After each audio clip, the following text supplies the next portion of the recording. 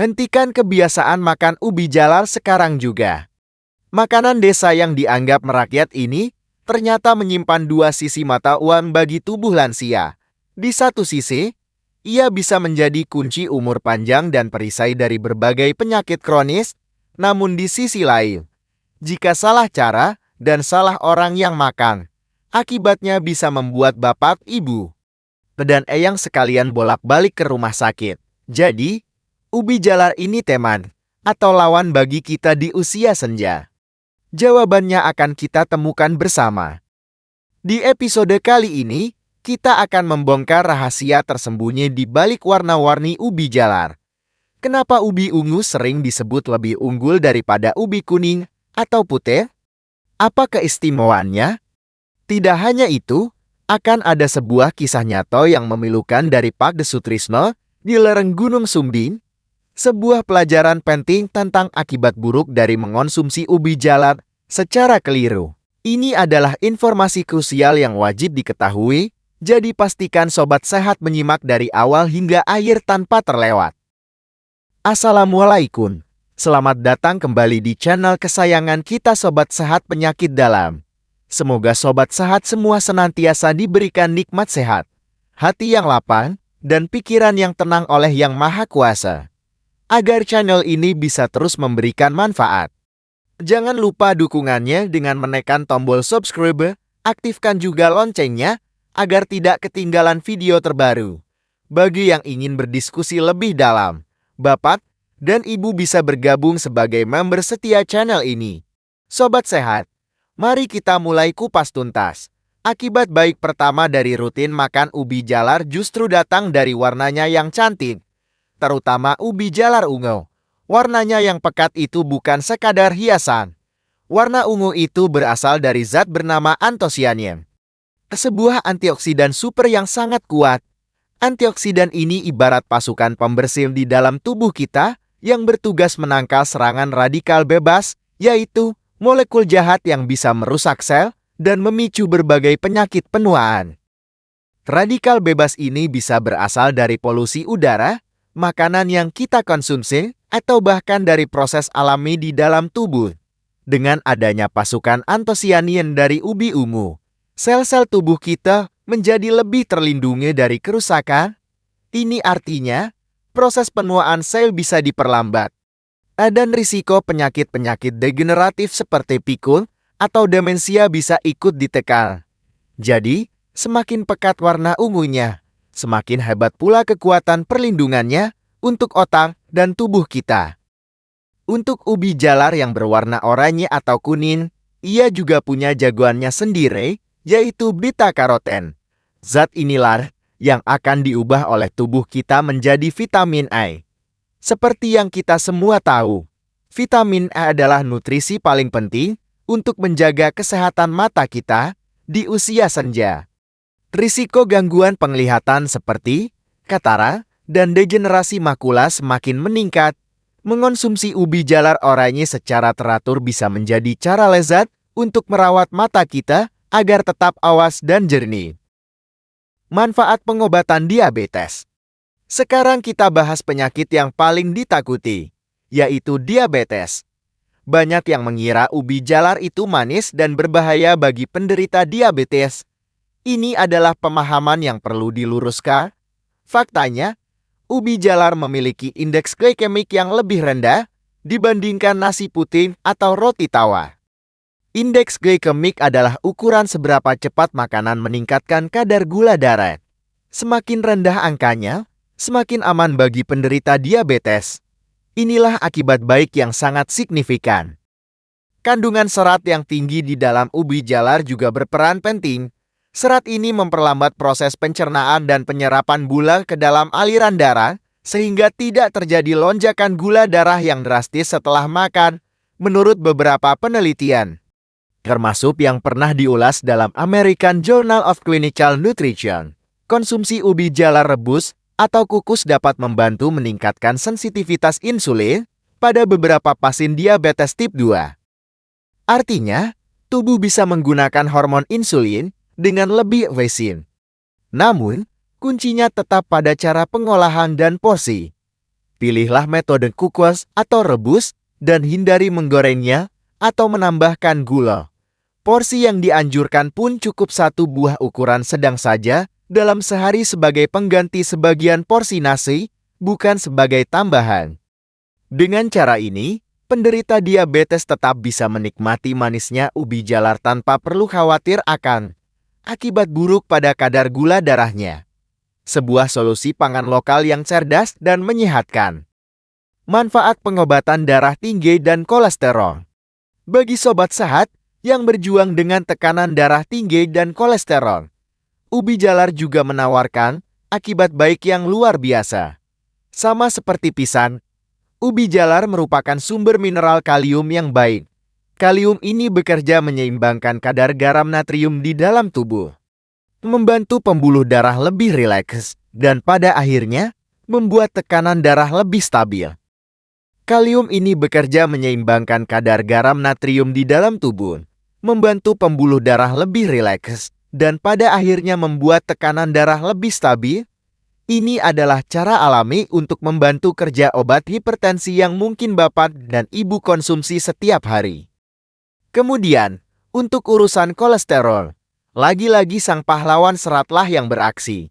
Serat larut dalam ubi jalar akan mengikat asam empedu yang terbuat dari kolesterol di dalam usus. Alih-alih diserap kembali oleh tubuh, kolesterol ini akan ikut terbuang bersama kotoran. Proses ini secara perlahan, tapi pasti dapat membantu menurunkan kadar kolesterol jahat LDL di dalam darah, sehingga risiko penyumbatan pembuluh darah yang memicu serangan jantung dan stroke dapat kita kurangi. Manfaat pengobatan rematik dan pencernaan. Akibat baik selanjutnya adalah untuk 2 masalah yang sering jadi langganan lansia, nyeri sendi akibat rematik, dan susah buang air besar. Kandungan antiinflamasi dari antosianin pada ubi ungu kembali menunjukkan kekuatannya di sini. Zat ini membantu meredakan peradangan kronis di dalam tubuh, termasuk pada area persendian. Meskipun tidak menyembuhkan, ia bisa membantu mengurangi rasa nyeri, bengkak, dan kaku, sehingga kita bisa lebih nyaman bergerak. Sementara itu, untuk masalah pencernaan, ubi jalar adalah juaranya. Kandungan seratnya yang melimpah, baik serat larut maupun tak larut, bekerja ganda. Serat larut memberi makan bakteri baik di usus kita, menjaga kesehatan flora usus. Sedangkan serat tak larut berfungsi menambah massa pada tinja, membuatnya lebih berat dan lebih mudah untuk dikeluarkan. Mengonsumsi ubi jalar kukus secara teratur adalah cara paling alami dan efektif untuk mengucapkan selamat tinggal pada sembelit. Pantangan kondisi medis tertentu. Di balik segudang akibat baiknya, kita harus jujur bahwa ubi jalar bukanlah untuk semua orang. Ada 2 kondisi medis utama yang membuat seseorang harus sangat berhati-hati atau bahkan menghindarinya. Pertama, bagi mereka yang memiliki riwayat penyakit batu ginjal, terutama jenis batu kalsium oksalat. Ubi jalar mengandung kadar oksalat yang cukup tinggi. Oksalat ini dapat mengikat kalsium dan membentuk kristal yang akhirnya menjadi batu di ginjal. Bagi orang yang ginjalnya sehat, oksalat ini biasanya tidak masalah. Namun, bagi yang sudah punya bakat atau riwayat batu ginjal, konsumsi ubi jalar berlebihan bisa memicu kekambuhan yang menyakitkan. Kedua, sama seperti pada pembahasan pisang, penderita penyakit ginjal kronis stadium lanjut juga harus waspada. Kandungan kalium pada ubi jalar yang tinggi bisa menjadi bumerang bagi ginjal yang sudah tidak mampu menyaring mineral ini dengan baik. Untuk memperjelas risiko ini, mari kita simak kisah nyata dari Pak Desutrisno, seorang petani tembakau berusia 68 tahun, yang tinggal di sebuah desa sejuk di lereng Gunung Sumbing, tidak jauh dari Wonosobo. Pak Desutrisno ini badannya gagah dan merasa selalu sehat. Beliau punya kebiasaan unik. Setiap pagi sarapannya adalah 3 buah ubi jalar kuning yang direbus, dan siangnya seringkali makan nasi dengan lauk sayur brongkos yang juga berisi ubi. Rasanya nikmat dan mengenyangkan. Suatu malam, beliau merasakan nyeri hebat yang luar biasa di pinggang sebelah kanannya. menjalar sampai ke perut bagian bawah. Nyerinya hilang timbul, sampai membuat beliau berguling-guling menahan sakit dan keringat dingin bercucuran. Keluarga membawanya ke rumah sakit terdekat. Setelah melalui pemeriksaan USG dan röntgen, dokter menemukan ada beberapa butir batu ginjal jenis kalsium oksalat yang menyumbat saluran kencingnya. Inilah sumber rasa sakitnya. Dokter menjelaskan, kebiasaan Pak Desutrisno mengonsumsi ubi jalar dalam jumlah sangat banyak setiap hari menjadi salah satu faktor pemicu utamanya. Beliau memang punya bakat pembentukan batu ginjal yang tidak pernah ia sadari. Asupan oksalat yang tinggi dari ubi jalar mempercepat pembentukan batu tersebut. Akibat buruk ini menjadi pengingat pahit bagi Pak Desutrisno bahwa makanan sesehat apapun, jika berlebihan dan tidak cocok dengan kondisi tubuh, bisa membawa petaka. Efek samping akibat buruk lainnya. Selain risiko pada ginjal, ada beberapa akibat buruk ringan lain yang bisa muncul jika kita makan ubi jalar terlalu banyak. Yang paling umum adalah perut terasa kembung dan sering buang air. Hal ini disebabkan oleh kandungan serat yang tinggi dan sejenis gula alkohol bernama mannitol. Bagi sebagian orang yang perutnya sensitif, kedua zat ini bisa menyebabkan produksi gas berlebih di dalam usus sehingga perut terasa begar dan tidak nyaman. Ini tidak berbahaya namun cukup mengganggu. Akibat buruk lainnya yang mungkin terjadi adalah jika bapak dan ibu terlalu banyak makan ubi jalar oranye. Kulit telapak tangan dan telapak kaki bisa berubah menjadi sedikit kekuningan. Kondisi ini disebut karotenemia disebabkan oleh penumpukan beta karoten di dalam tubuh. Ini sama sekali tidak berbahaya dan akan hilang dengan sendirinya jika konsumsi ubi oranye dikurangi, namun tentu bisa membuat kita sedikit kaget jika tidak tahu penyebabnya sobat sehat. Cara mengolah yang benar. Agar kita hanya mendapatkan akibat baiknya saja, cara mengolah ubi jalar memegang peranan yang sangat penting. Lupakan sejenak nikmatnya ubi goreng atau bola-bola ubi yang manis. Cara terbaik dan tersehat untuk lansia adalah dengan mengukus atau merebus. Kedua metode ini minim penggunaan minyak dan tidak merusak nutrisi penting di dalam ubi secara signifikan. Bahkan, merebus disebut bisa sedikit mengurangi kadar oksalatnya, meskipun tidak banyak. Cara kedua yang benar adalah memasaknya bersama dengan kulitnya. Tentu saja setelah dicuci bersih, hingga tidak ada sisa tanah yang menempel. Sebagian besar serat dan antioksidan pada ubi jalar justru terkonsentrasi di bagian kulit atau tepat di bawah kulitnya. Jadi, sangat sayang jika kita membuangnya. Cukup sikat bersih kulitnya di bawah air mengalir, lalu kukus atau rebus utuh. Setelah matang, kulitnya akan lebih mudah dimakan dan nutrisinya maksimal kita dapatkan. Ketiga, seperti yang sudah disinggung sebelumnya, hindari segala bentuk tambahan yang tidak perlu. Jangan menambahkan gula, jangan melumurinya dengan margarin setelah matang, dan jangan menyajikannya dengan parutan kelapa yang diberi banyak garam. Biarkan rasa manis alami dan tekstur lembut dari ubi jalar itu sendiri yang menjadi bintang utamanya. Kesederhanaan dalam pengolahan adalah kunci untuk mendapatkan manfaat kesehatan yang sejati dari umbi-umbian ini. Baiklah, sobat sehat, kita sudah sampai di penghujung obrolan. Kesimpulannya, ubi jalar adalah makanan lokal yang luar biasa kaya manfaat. Sebuah anugerah dari alam untuk kita di usia senja. Akibat baiknya sangat banyak, mulai dari menjaga kesehatan mata, membantu mengendalikan gula darah dan tekanan darah, menurunkan kolesterol, hingga meredakan nyeri sendi dan melancarkan pencernaan. Warna yang berbeda memberikan manfaat unggulannya masing-masing.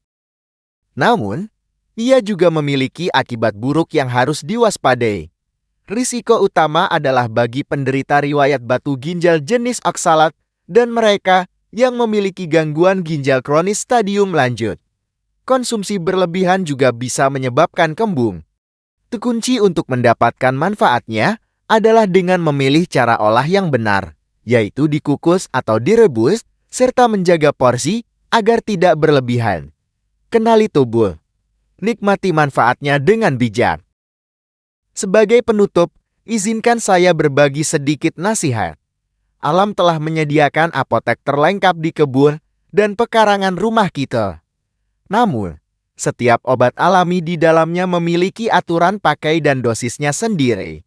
Kearifan kita di usia senja bukanlah tentang mencari obat paling ajaib, melainkan tentang belajar membaca aturan pakai dari setiap anugerah Tuhan tersebut, lalu menyesuaikannya dengan kondisi rumah kita, yaitu tubuh kita sendiri. Terima kasih banyak telah setia menyimak hingga detik ini.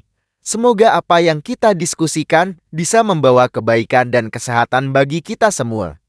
Apabila video ini dirasa bermanfaat, mohon keikhlasannya untuk menekan tombol jempol ke atas atau like dan bagikan kepada sanak saudara. Jangan lupa tinggalkan jejak di kolom komentar. Entah itu pertanyaan atau sekadar berbagi pengalaman. Sampai bertemu lagi di video Sobat Sehat Penyakit Dalam berikutnya. Wassalamualaikum, tetap sehat, dan tetap bahagia.